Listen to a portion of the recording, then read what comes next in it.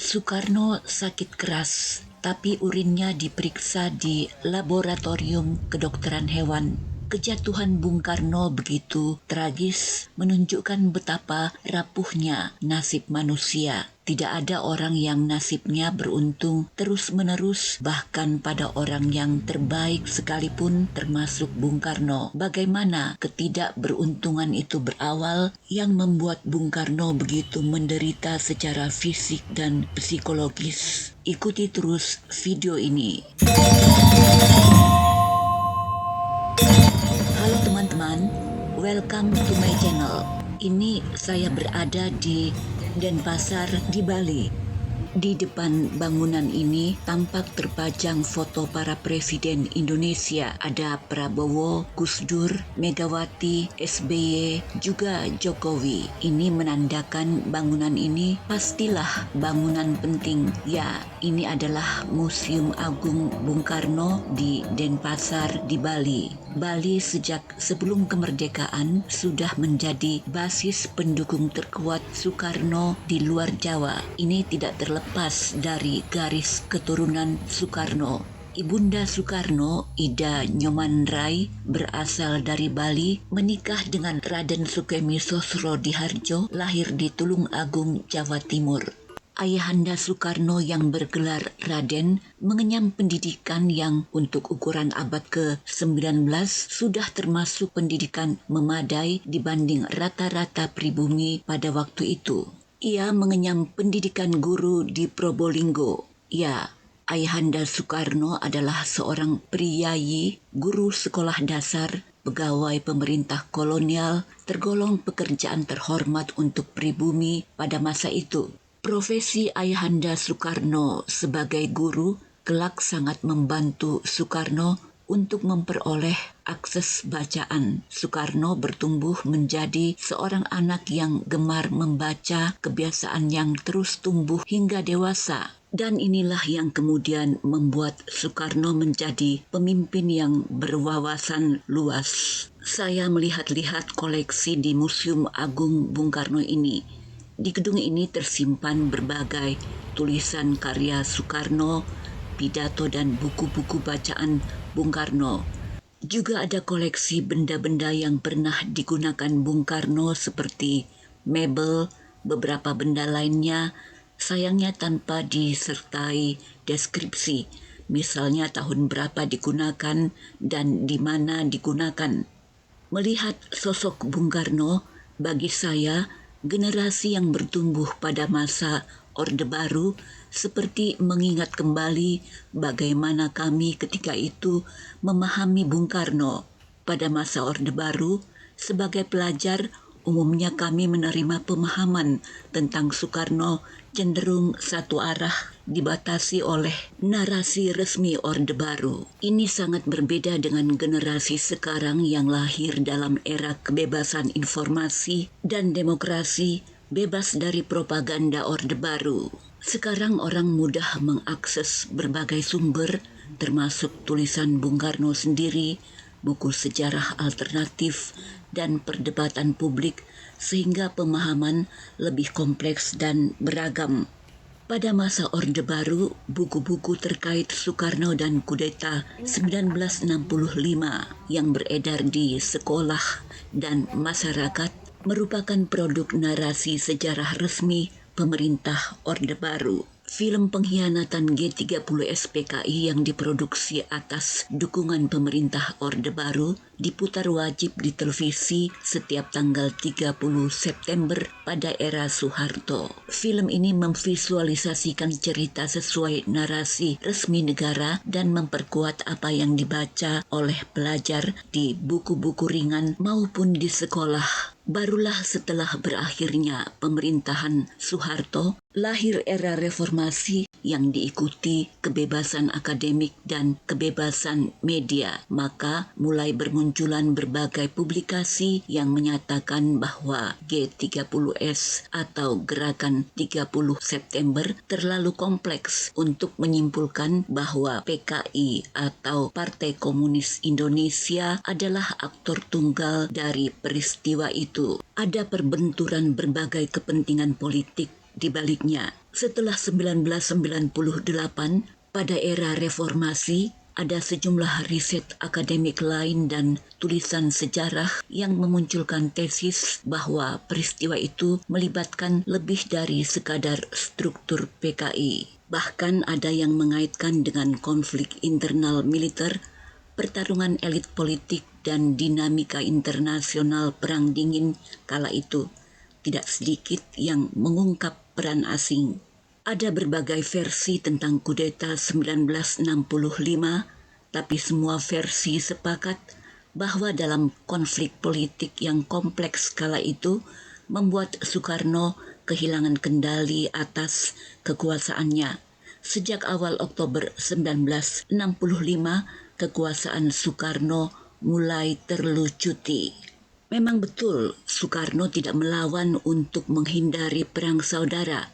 Tapi Soekarno juga sadar bahwa secara kalkulasi militer dan politik, kaki kekuasaannya sudah goyah. PKI waktu itu adalah partai komunis nomor 3 terkuat di dunia setelah Partai Komunis Uni Soviet dan Partai Komunis Tiongkok.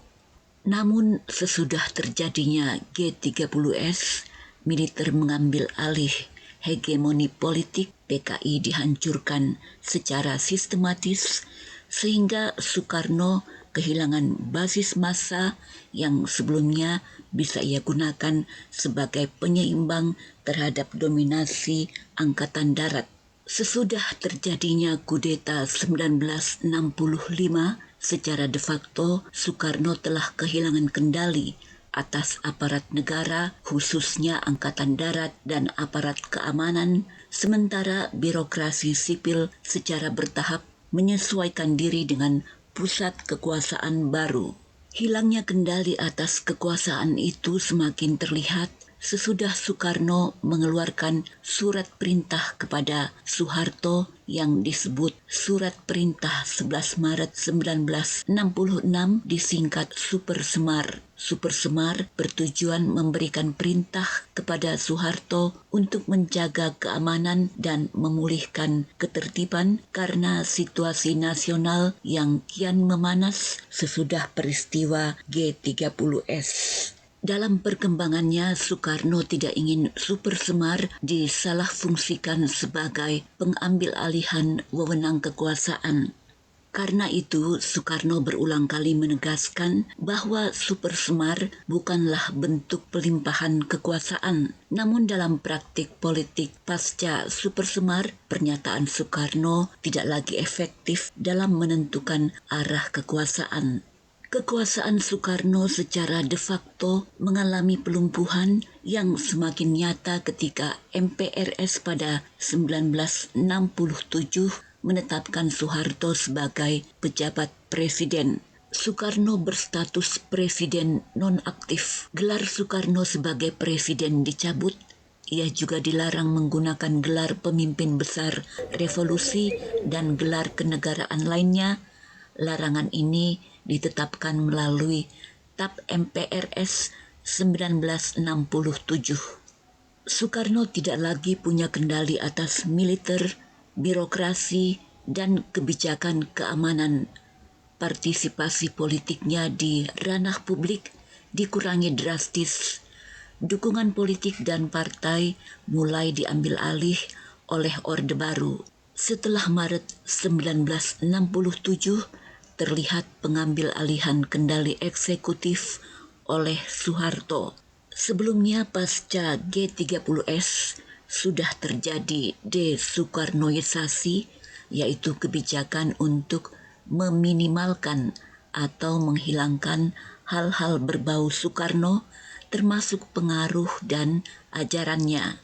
Soekarno sendiri menyadari adanya upaya meminggirkan dirinya dari politik. Ia pernah mengeluhkan hal ini kepada Panglima Angkatan Laut dan Panglima Angkatan Kepolisian saat ia menyerahkan bendera pusaka. Ketika itu, Soeharto mengirim utusan untuk meminta bendera pusaka karena bendera itu akan digunakan dalam upacara kemerdekaan 17 Agustus 1967.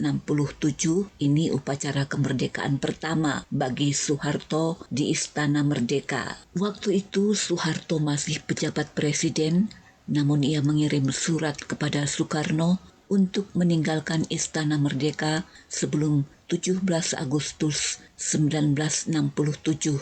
Ini ditulis oleh sejarawan Asfi Warman Adam dalam buku memoir Sidarto Danu Subroto, Ajudan Bung Karno, Sisi Sejarah yang Hilang.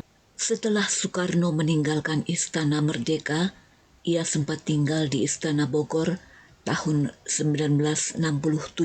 Pada tahun yang sama, ia dipindahkan ke Istana Batu Tulis, kemudian akhir 1967 dipindahkan ke Wisma Yaso, sekarang menjadi Museum Satria Mandala. Ketika itu Wisma Yaso adalah rumah milik istri Soekarno asal Jepang, Ratna Sari Dewi. Tapi saat itu Dewi Soekarno sudah diungsikan ke luar negeri. Soekarno menderita sakit serius ketika ia terisolasi di Wisma Yaso. Soekarno menderita gangguan ginjal kronis, ginjal kirinya tidak berfungsi, ginjal kanannya berfungsi hanya 25% atau 50%, tekanan darahnya meningkat drastis. Ia juga menderita masalah sirkulasi darah ke otak, penyumbatan ureter, dan penyakit jantung. Dengan sederet penyakitnya kala ia kritis, obat-obat yang diresepkan untuk Bung Karno tidak ditebus. Sejarawan Asfi Warman Adam menulis, ketika kondisi Bung Karno sedang kritis, Profesor Mahar Marjono sempat menceritakan kepada Dr. Kartono Muhammad bahwa obat yang diresepkannya disimpan saja di laci oleh dokter yang berpangkat tinggi. Soekarno juga mengalami depresi berat karena sama sekali terisolasi dari dunia luar. Padahal sebelum jadi presiden pun, Soekarno terbiasa bersosialisasi dengan banyak orang. Sebagai tahanan rumah, ia tidak bisa membaca koran, semua bacaan dilarang, tidak boleh ada radio, televisinya disita, berbicara dengan penjaga dilarang, kunjungan anak-anak Soekarno hanya boleh pada waktu yang ditentukan, kunjungan teman jelas dilarang. Bahkan makanan yang dibawakan oleh anak-anaknya pun diaduk-aduk dengan bayonet oleh petugas untuk mencegah ada sesuatu yang diselundupkan. Makanan yang sudah diacak-acak itu menghilangkan selera makan Soekarno yang kian memperparah sakitnya. Soekarno pernah ditahan oleh pemerintah kolonial Belanda dan diasingkan ke Ende dan Bengkulu. Tapi kata Soekarno, Belanda memperlakukannya sebagai musuh yang dihormati. Di tempat pengasingan, ia masih boleh berbicara dengan siapa saja, juga dengan tokoh masyarakat. Ia boleh mendirikan kelompok teater. Ironisnya, oleh bangsa sendiri, Soekarno tidak saja benar-benar diputuskan dari dunia luar. Bahkan perlakuan medis yang diterimanya juga tidak layak. Sejarawan Asfi Warman Adam menyebut, terdapat dokumen laboratorium dengan kop surat dari Lembaga Bakteriologi Kedokteran Hewan, kini bagian dari IPB, yang berisi hasil analisis urin atau darah Soekarno. Putri Soekarno, Rahmawati, pernah menceritakan pengawasan medis terhadap Soekarno sangat rendah. Hasil tes kesehatan harus menggunakan fasilitas laboratorium untuk hewan. Perlakuan yang diterima Soekarno di Wisma Yaso tidak hanya membuat Soekarno menderita secara fisik, tapi juga tersiksa secara psikologis. Sejak Soekarno dinonaktifkan sebagai presiden, tidak ada kejelasan tentang gaji dan pensiunnya, sehingga Soekarno tidak lagi mampu membayar kebutuhannya sehari-hari.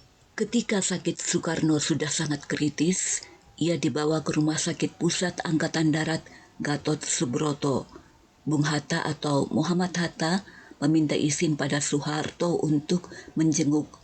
Tadinya Soekarno tidak sadarkan diri, Namun saat Bung Hatta akan pulang, Soekarno siuman, ia terdengar berucap lirih dalam bahasa Belanda, "Hatta, kau ada di sini." Jauh sebelumnya, antara Soekarno dan Hatta memang sudah biasa berkomunikasi dalam bahasa Belanda. Masih ada ucapan Soekarno yang lain, tapi Soekarno sudah sangat lemah untuk dapat berbicara dengan jelas. 2 hari kemudian, Soekarno wafat. Setelah wafat pun, Soekarno seolah dijauhkan dari pusat kekuasaan. Soekarno pernah berwasiat, ia ingin dimakamkan di Batu Tulis di Bogor. Namun wasiat ini tidak dipenuhi oleh pemerintah Orde Baru. Soekarno dimakamkan di Blitar dengan alasan dekat dengan makam ibunya. Namun sejarawan melihat keputusan ini bersifat politis. Ingatan kolektif tentang Soekarno waktu itu masih hidup. Makamnya bisa menjadi simbol alternatif kekuasaan. Ini dinilai berpotensi mengganggu stabilitas politik. Tapi kini pemerintah Indonesia telah merehabilitasi nama baik Soekarno atau Bung Karno sebagai bapak bangsa yang diberhentikan secara tidak sah secara hukum. Sejarah tetap tidak bisa menghapus jasa Bung Karno sebagai pahlawan dan proklamator bersama Bung Hatta. Hingga tahun 2026 ini, pemerintah Indonesia telah melakukan berbagai upaya pemulihan nama baik Soekarno. Pada September 2024, pimpinan MPR RI secara resmi menyatakan bahwa seluruh tuduhan terhadap Soekarno, termasuk tuduhan pengkhianatan dan perlindungan terhadap PKI, dinyatakan tidak pernah terbukti. Untuk menegaskan bahwa tuduhan keterlibatan Soekarno dalam G30S tidak terbukti dan untuk memulihkan martabatnya sebagai bapak bangsa, maka pada September 2024 MPR RI secara resmi mencabut TAP MPRS nomor 33 tahun 1967. Hingga tahun 2026 ini, pemerintah menindaklanjuti pemulihan nama baik Soekarno dengan melakukan pelurusan sejarah di buku-buku pelajaran dan literatur resmi agar tidak lagi terjadi distorsi informasi mengenai peran Soekarno pasca 1965. Terima kasih sudah nonton video ini. Sampai jumpa di video selanjutnya.